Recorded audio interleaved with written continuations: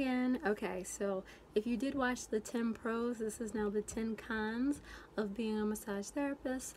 I'm just going to do like the same format I did before, but I'll list the 10 with the one bonus. And if you want to listen to the little snippets of why I said that, why to me explaining it, then I'll do that. So the first con is you can't have nails. Second con, creepy clients, both men and women.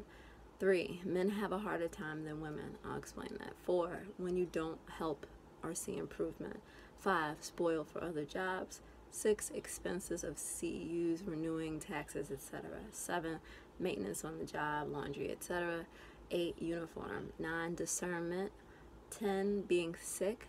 And the extra one is bad reviews. So those were like a list of things that I compiled that I think suck about being a massage therapist. Okay, so 1, and these are not in any type of order. 1, you can't have nails. So I just broke my pinky. Let's do this. No, okay. Do you see these? Okay, there's no way in hell I'd ever be able to massage. I mean, it's quarantine, so I ain't gotta touch nobody, but you can't have nails. And I mean, you can't have no nails. You can't have no nails. Don't be thinking you can have a little bit of nail, or somebody, you know, a therapist who got some nails. I know a therapist who massaging heels. Like, it don't make it a good idea. Like, the reason why, I mean, you could probably, no, you just can't. Like, 1, even a little bit of how I gauge it is nail over thumb. I need to not be able to see my nail, even though it looks relatively, don't judge me, even though it looks relatively small or low, you can see nail over thumb. Now, your thumbs, you use, look at that one, your thumbs you use so much, and you need to use them to, like, you know, to strip. You need to use them for something, and you will scratch your client. And there's nothing more jarring, because I've been scratched, when you're enjoying a massage than like having somebody kind of like graze you with their cat claws.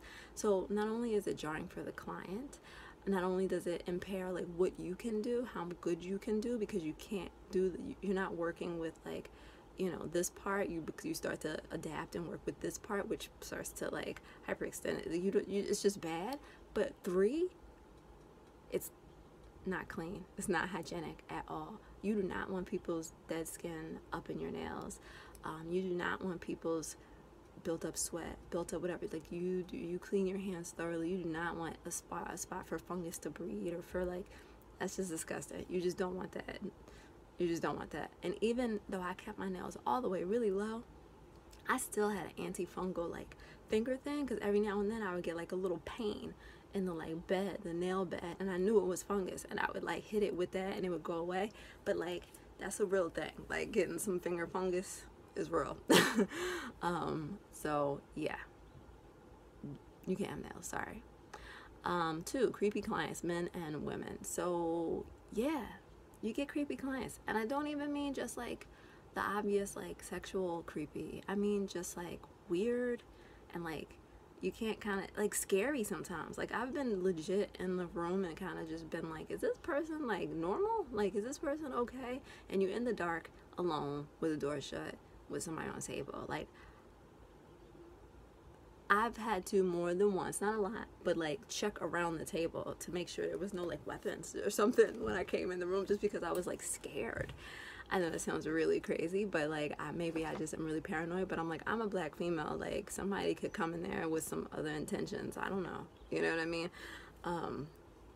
So, you know, or you can see a tattoo that gives you an impression that somebody might have some type of like alternate views and political views and stuff, and you're just like, well, why are you in the room with me getting a massage? Like, this real talk. Like, it happens. You get like clients that you're just like, I don't know if this person is okay. If you ever feel like, for real, like, you know, I've left the door cracked. I've left the door cracked. I've told somebody in the thing. I've told the front. I've asked the front. I've been like, yo, have y'all seen this person before? Did he seem weird to y'all? Like, do we have his contact information? Like, when in doubt, don't play that game. Like, ask. And if you really feel uncomfortable, you can always stop a massage. You can always. I never had to, but I have turned like 2 or 3 down in my whole 10 years. I have kind of been like, nah, I can't massage you. So it just happens. I've had some crazy women do some weird stuff I'm not gonna get into, but I've had some weird stuff happen. 3, men have it harder than women. What I mean by that is that it's a double-edged sword. So I worked in Philadelphia, but I also worked in Miami. In Philadelphia, I noticed that unless it's a sports setting, it's kind of harder for men. Women have a tendency to want to get massaged by men, believe it or not, especially older women. I'm not like that. I like for a man to massage me. Men usually want to get massaged by women, unless they're like an avid like person who gets massaged and they understand that it's completely therapeutic. No judgment, whatever. I can't say that if I wasn't a man, I'd be okay with some man like rubbing on my back. I get it, like especially if you want to relax and it's not a sports massage. I get it.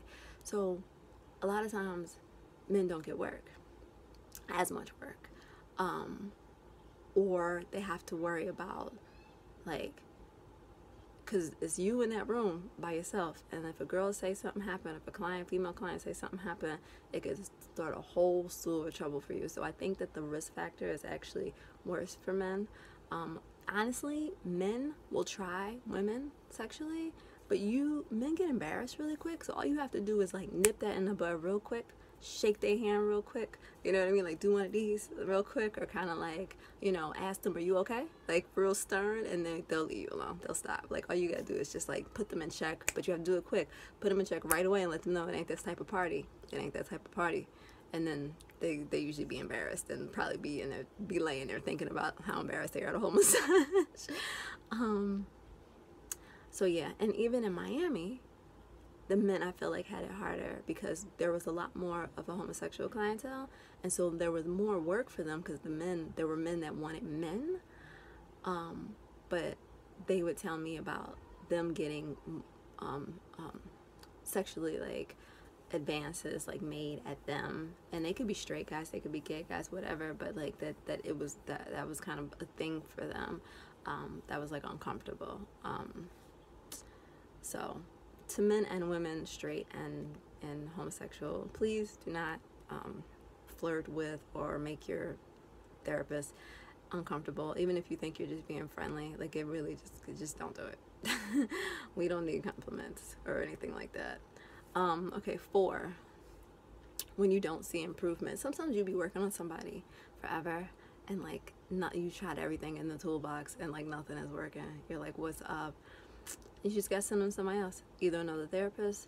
I always tell people, look, I'm like, there's the nervous system, there's your skeletal system, there's your muscular system. Like, you know, I'm working on muscular and kind of musculoskeletal, you know what I mean? But you might need to see a chiropractor. You might need to see an acupuncturist. You might need to see, you know, somebody to deal with your anxiety. You may need to go to get some type of, you know, more like non-physical, like not a physical therapy to help you. Or you might need to just go to another therapist. Like, it just happens. It sucks because you want to, but sometimes you can't help everybody. 5, you get spoiled for other jobs. So I massaged for 10 years, and then I tried to do other jobs. So think about it. Even at the lowest commission, you making like a low commission is like $20 per massage. Like, if that's me talking about like a Massage MB or like a, you know what I mean, like one of those chain places. Like, you making like $20, 15 to 25, depending on where you are in the world, in the country. But you're still getting, let's say, a $10 tip. That's still $35 an hour. You know what I mean?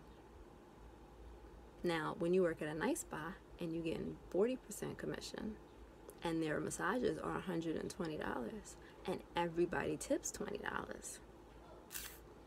Okay, now we talking about like $65 an hour, you know. And if you do bomb massages and you getting $40, 50 tips, which I've gotten, you know, it's kind of like, okay, you know, you get used to that. And then you go to a job and they try and pay you like $18 and they think they doing something, and you be like, the fuck?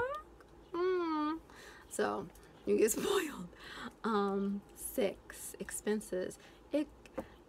Day-to-day is cheap, but when it's time to get your CEUs and your take your classes and renew your license and do your taxes for the year, because most likely you were a 1099 and had to report all that stuff and the tips and shit. Like, that get nasty. I've owed every year for 10 years, and of course, because I'm 1099, and I just have myself on a rolling payment plan. Like, I'm just like, I'm gonna be paying y'all off forever, which is not forever, but it's just a part of the game.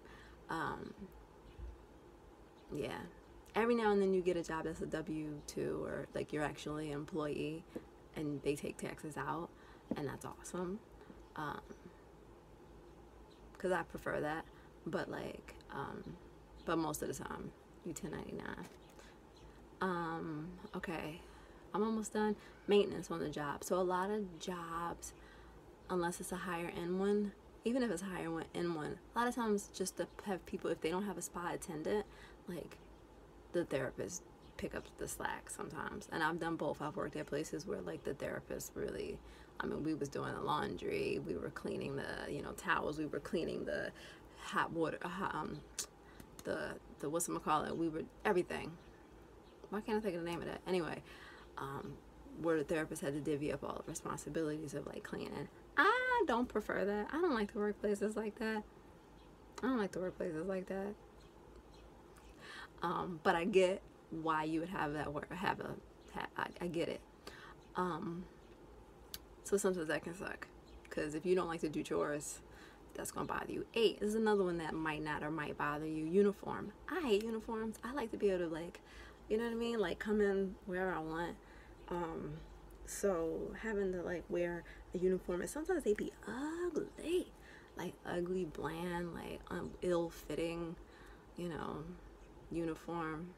I'm really thin, and like a lot of times their smalls be like hanging on me. Like, uniforms for me just don't do anything. They like take away my soul. I feel like I like to be an individual, and for me, like, the uniforms are like, but at the same time, cuts down money on you buying outfits for work. So that's a pro or a con, depending on how you roll. 9 is discernment and / client conditions. So sometimes you get a client and like they're a little bit out of your scope of practice, like meaning that like they got something going on that like maybe you were taught but you hadn't had to deal with before, so you kind of forgot, or like you never dealt with it before. It just makes you feel uncomfortable. Like somebody just, first of all, you can always look it up. You can always go and be like, I need to Google this. I need to, like, you should have like an anatomy app, or like one of those apps where you can like go to something real quick and be like, wait, I don't even know this condition, or I don't even know what muscle, where exactly the origin of this muscle is that they said they like, well, whatever, you look it up. And you have to make choices. You don't want to make people, you have to make choices. You don't want to make people feel worse. Not only is it bad to not help, but it's really bad to make people worse. And you can. Sometimes people will lay there quietly in pain because you're going too deep, and then they wind up like really, really in pain. But it was because you like, felt something that you were trying to get to, or like because they're heavier, or because they're like their muscles are a little like denser or whatever, and you had to like go deep to get to this like this deep like muscle that you wanted to get to. You know what I mean? You're like, I can't get to this unless I like move the other one out the way. I personally am very sensitive about my neck, and so when my neck hurts, I can't have people working my scalenes. I can't, because they will get in there and start like, I can't. I'm like, I have a thing. So like, I'm like, you can work my like cervical spine like all you want, my erector spinae, my like all that good stuff, but like,